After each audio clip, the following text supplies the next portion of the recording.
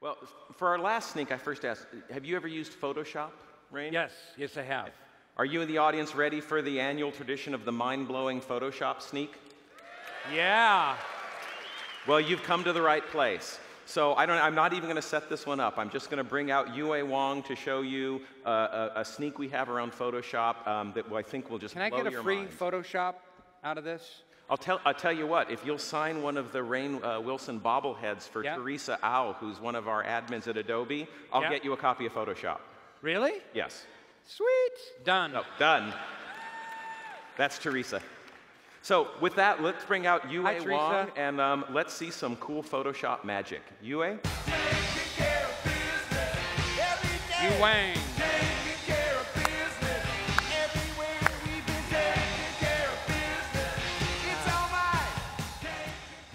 Hello, everyone.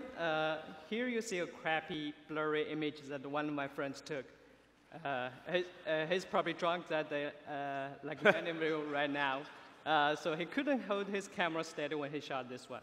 He knew I worked at Adobe, so he sent this one to me to see if I can do something special to remove the blur and restore sharp image. Turns out he was lucky because we have been working on this problem for a while, and we have built a prototype to solve it. To show it, I'll just load the image into the Photoshop plugin we developed. And you can see there are a lot of controls here because it's still an early prototype. To save some time, I just load some predefined parameters which contain only a few numbers. So the first thing to do with this tool is to click the Analyze button, which analyzes how the image was blurred at the first place. The system then does the heavy lifting under the hood, which involves some intensive computation that I won't try to explain here. The output of this step is something we call a blur kernel, which you will see in a moment. This is a kind of slow computer. Oh, now here it is. It's essentially a grayscale image showing how the image was blurred. Formally, it's called point spray function. But you can also view it as a motion trajectory of the camera when the shutter was open. So next thing to do is to use it to restore sharp image. And here it is. So no way. Yes. So no way. That's impossible. Yes. That's 2 photographs. Nope. So Yue, there's no way you did that. Yes way, Yue. Yue, no way. No way, Yue. So, yeah, so you can see it's pretty sharp here. You can see. How does it do that? How do you do that? There's an algorithm behind it. So a what? The computer. An algorithm did it. behind I didn't. it. Algorithm? What's an algorithm? We'll talk at Weezer. Okay.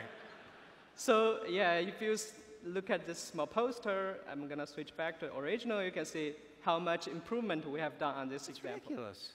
Now, our system not only makes blurry images look better, they can also help recover some important information from the image.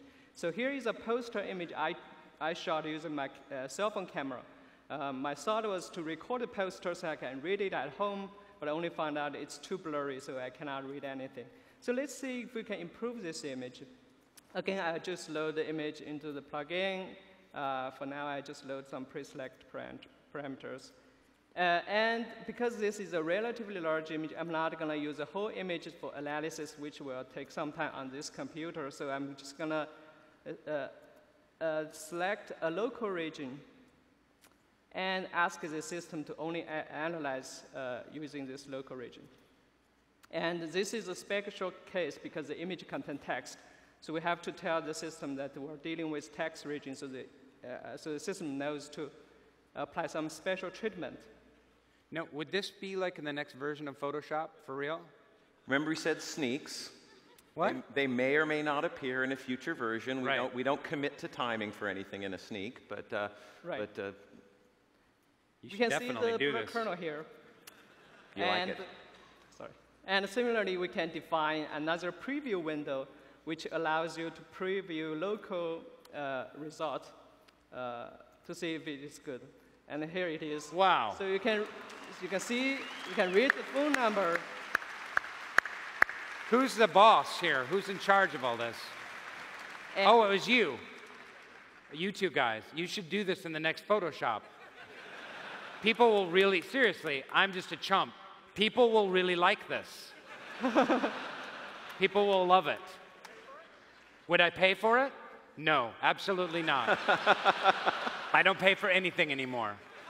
I'm a minor television celebrity, so I get free shit. All right, just one more comparison before and after. I have one last quick demo. So this is Kevin Lynch, our CTO, at last year's Max. We found this image online. It's a random internet photo. It's bad. So let's see if we can improve it.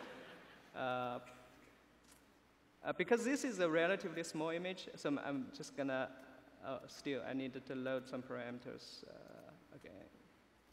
Okay, I'm just gonna analyze this image, which should be pretty fast, and restore it. So you can see it's much better. Wow. This is before. So this is image deblurring. Thank you very much. Thank you, Yue. Wow. Pretty amazing. So every year you get a Photoshop thing that just blows your mind? We have a history of mind-blowing Photoshop demos at Sneaks. A couple years ago, you would have seen things like automatically removing elements from pictures and seamlessly correcting the background, which actually did ship in Photoshop CS5. So that's an example of something we showed at a Sneak that's in shipping software today. Yeah. So yes, exactly. That's incredible.